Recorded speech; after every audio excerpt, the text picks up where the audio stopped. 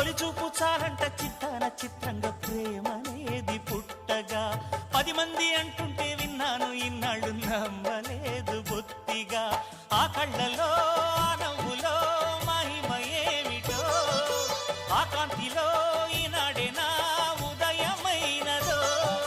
మదిసీమలో ఇన్ని మరుమల్లే గంధాలు మునుపెన్నడు లేని మృదువైన గానాలు మొదటి బలపు కథలు తెలుపు గేయమై తీయగా